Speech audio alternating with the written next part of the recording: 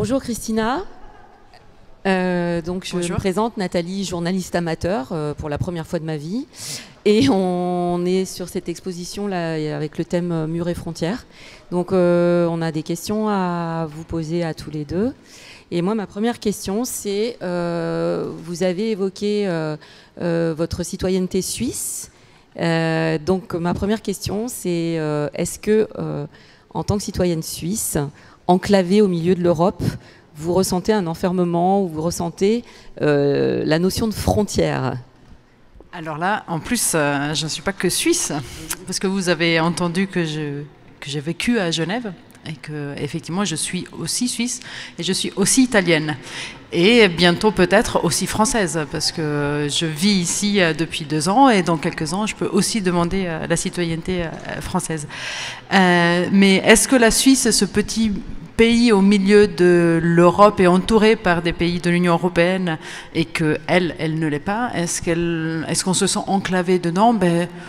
Non, pas du tout. En fait, même on est au cœur de l'Europe et puis on continue à traverser les frontières sans problème. Jusqu'à présent, en tout cas, les personnes qui, comme moi, sont citoyennes européennes et suisses, il n'y a aucun problème de passer de part et d'autre de la frontière. Même j'ai vécu dans 2 endroits en Suisse très proches de la frontière, parce que c'est vrai que j'ai vécu à Genève. Donc Genève, c'est tout proche d'ici, hein, à 2 heures d'ici. C'est même probablement la frontière la plus proche depuis Grenoble. Mais j'ai grandi au Tessin, donc dans la partie italophone de la Suisse, qui se trouve au sud des Alpes et donc à quelques kilomètres de l'Italie. Donc j'ai toujours vécu en fait la réalité de frontières moi-même en tant que personne et citoyenne de ce pays qui est la Suisse. Merci. Et donc, question subsidiaire, vous êtes universitaire à l'UGA à Grenoble.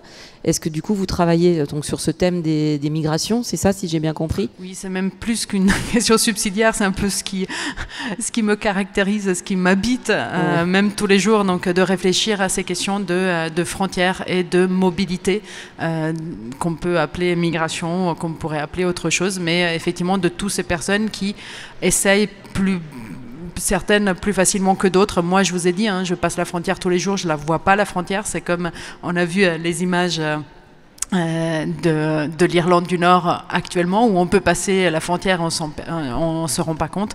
Il y en a d'autres, par contre, qui ont un peu plus de peine à passer des frontières. Et c'est un peu de ces personnes-là dont j'essaye d'analyser ce qui se passe. Merci. Je laisse la parole à Nour, qui a une question pour Xavier, c'est ça? En effet, oui. Alors, je m'appelle Nour, je suis un journaliste à temps partiel, comme vous le voyez ici. Alors, j'ai une question pour vous, monsieur Xavier Blondeau. Est-ce que vous êtes photographe? Mais est-ce que votre métier de photographe, est-ce que c'est un métier principal ou est-ce que c'est un hobby, un loisir, une passion? Est-ce que vous faites un métier autre? Oui, alors je suis en fait aussi enseignant-chercheur à l'université de Cergy-Pontoise dans le domaine un peu éloigné de la photo, puisque je suis biochimiste en fait de formation. Mais très tôt, la photo m'a visité, m'a habité. Et il y a eu régulièrement au cours de ma vie des allers-retours, des croisements. Et là, depuis une dizaine d'années, finalement, c'est devenu presque un véritable sens à ma vie. Donc je suis toujours enseignant, moins chercheur, puisque finalement ma recherche s'est décalée vers une pratique de la photographie. Alors est-ce que je suis photographe? Je prends des photos. J'estime que quand on dépasse le cadre d'une photo, mais qu'on travaille sur une série, ça commence à être quelque chose de beaucoup plus important, plus intimiste, puisque quelque part, là, la photo n'est qu'un instantané d'une pensée qu'on a sur tel ou tel sujet. D'accord. Alors, vous dites que vous êtes photographe depuis 10 ans. Mais qu'est-ce qui vous a fait commencer exactement ce métier, en fait? Alors, donc, si on revient vraiment à l'âge de très petit, c'est par l'astronomie, en fait, que je suis venu à la photo, parce que lors d'un stage, je devais avoir à peu près 14 ans, on nous a fait prendre quelques photos du ciel, et puis on nous a amenés dans une cave un peu mystérieuse, noire, et on a, comme ça, travaillé pour la première fois la photographie, et on a développer, tirer. Et là, ça a été la véritable révélation. À tel point que l'été suivant, j'ai travaillé pour m'acheter mon premier appareil photo argentique. C'était un Canon AE1 Programme. Et à 16 ans, j'étais quand même quelqu'un d'assez réservé, en ayant beaucoup de mal à formaliser finalement les sentiments qu'on a au niveau de l'adolescence. Et la photo m'a beaucoup aidé à exprimer ce que je n'arrivais pas à exprimer. Et puis ensuite, les sciences sont restées, donc j'ai fait des études universitaires, j'ai eu un poste assez rapidement, et puis je faisais comme ça régulièrement un peu de photos par intérêt. Et puis, il y a une dizaine d'années, il y a une sorte, on va dire, de réaménagement dans mon activité professionnelle, et la photo est venue comme une sorte d'évidence. Et du coup, depuis une dizaine d'années, c'est justement cette notion de série qui m'a fait aller vers la photographie. Donc j'ai voulu rattraper un temps que j'estimais avoir été perdu du fait d'être autodidacte. Et de fil en aiguille, je fais comme ça des expositions qui vont même au-delà des frontières, puisque j'ai exposé aussi aux États-Unis, en Espagne, en Angleterre, etc. Et depuis peu, je suis aussi représenté par une galerie parisienne. Donc c'est quelque chose qui fait que petit à petit, je rentre dans ce milieu un peu particulier qu'est la photo, sans en vivre. Donc je ne suis pas photographe professionnel, mais c'est devenu le sens de ma vie. C'est un sens de vie, en fait, ce que vous voulez vraiment faire, en fait. C'est quelque chose qui importe pour vous, quelque chose qui, par exemple, justement, on parle des frontières. Et justement, vous dites que vous êtes parti aux États-Unis. Qu'est-ce que vous allez faire aux États-Unis en fait? Je suis désolé. C'est mes photos qui sont parties, c'est pas tant moi. D'accord. Mais bon, pour répondre peut-être à la question, c'est que dans le cadre de mon service national, j'ai eu une expérience assez incroyable. J'ai réussi à partir pendant un an en Antarctique. Et c'est ça qui peut-être a été aussi assez révélateur de ces espaces immenses dans lesquels on se pose la question, que faisons-nous, que sommes-nous face à cette immensité qui ne semble pas tellement avoir besoin de nous? Et à travers les photos et à travers quelque part ma démarche scientifique, qui est finalement qu'est-ce que c'est que la vie? Et effectivement, comme je l'expliquais à un moment donné un petit peu en off, pour moi il y a frontière et frontière, c'est-à-dire que la frontière c'est avant tout le sens même de la vie. Si une cellule ne peut pas se différencier du milieu dans lequel elle se trouve, elle ne peut pas être vivante. Il n'y a pas de vivant s'il n'y a pas de distinction entre le milieu intérieur, la cellule, et puis le milieu extérieur à travers une membrane, ou la peau, si on est vraiment dans le cas d'un organisme. Et c'est quand cette frontière, qui normalement nécessite des échanges pour que la vie se fasse, quand il n'y a plus d'échanges, pour moi, ça devient un mur, et un mur, c'est la mort, quoi, quelque part. Et c'est la mort biologique. Et cette mort, on peut effectivement peut-être la retrouver dans d'autres cas de figure qu'on pourra bien évidemment largement développer. Merci beaucoup. Et est-ce que pour vous, les frontières, est-ce que c'est quelque chose de nécessaire ? Alors justement, les frontières, elles sont nécessaires quelque part, parce que mais même quand on voit les premiers stades de notre vie, quand on est bébé, qu'on n'a même pas la conscience encore de nous, qui fait que par exemple le regard de la mère, le sein qu'on tète, fait partie intégralement d'un continuum. Et c'est à un moment donné dans le stade du vivant que l'enfant arrive à faire la distinction entre le moi et ce qui n'est pas moi, à travers justement des frontières, donc des échanges, que la vie peut se mettre en place. Et donc il y a un équilibre subtil entre je ne suis pas l'autre, mais je suis avec l'autre. Et quelque part, je fais partie du tout, mais je ne suis pas tout. Et je pense que c'est ça qui est la frontière, justement, l'équilibre subtil entre une zone qui nous permet de dire ce que l'on est par rapport à ce que l'on n'est pas, mais avec des échanges perpétuels. Donc ça, c'est la vision du scientifique.